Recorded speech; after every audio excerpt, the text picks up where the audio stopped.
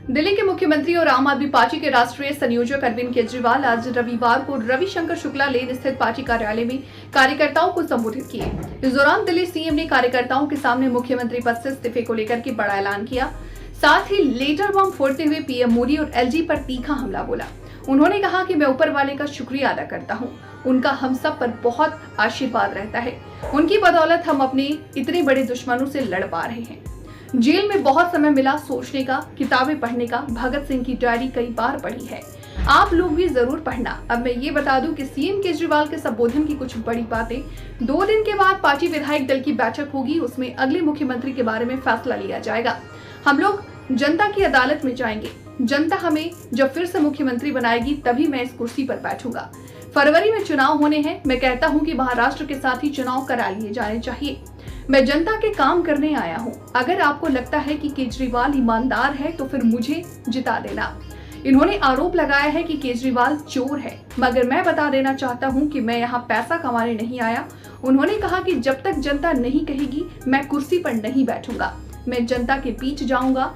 मनीष सिसोदिया भी मंत्री नहीं बनेंगे और न ही उप मुख्यमंत्री। मैंने वकीलों से पूछा और सोचा कि जब तक केस चलेगा तब तक सीएम की कुर्सी पर नहीं रहूंगा। 2 दिन के बाद सीएम पद से इस्तीफा दे दूंगा। ये हमें बेईमान साबित करना चाहते हैं। अगर देश की जनता को लगता है कि मैं बेईमान हूं तो 1 मिनट में सीएम की कुर्सी छोड़ दूंगा।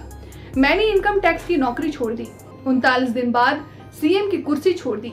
किसी ने कुछ नहीं कहा, अपनी मर्जी से कुर्सी छोड़ दी है। आगे सुनिए सीएम केजरीवाल ने क्या कहा इस खास रिपोर्ट में।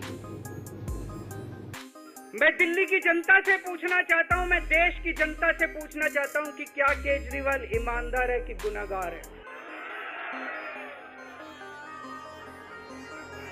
दोस्तों, 2 दिन के बाद, आज से 2 दिन के बाद मैं सीएम की कुर्सी से इस्तीफा देने जा रहा हूं।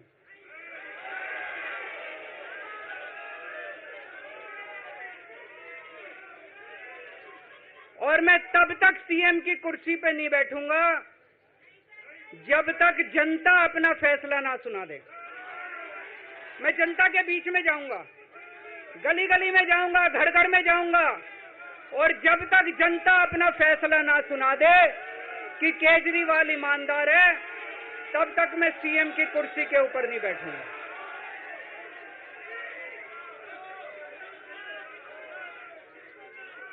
आज से कुछ महीने बाद चुनाव है, दिल्ली के चुनाव है।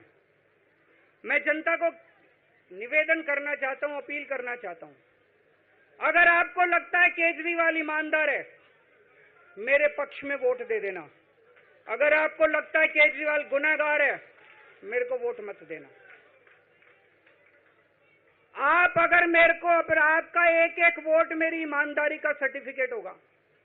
अगर आप मेरे को वोट देके जिताओगे और अगर आप कहोगे कि केजरीवाल ईमानदार है, तो चुनाव के बाद, उसके बाद जाके मैं सीएम की कुर्सी पे बैठूंगा। तब तक मैं सीएम की कुर्सी पे नहीं बैठूंगा।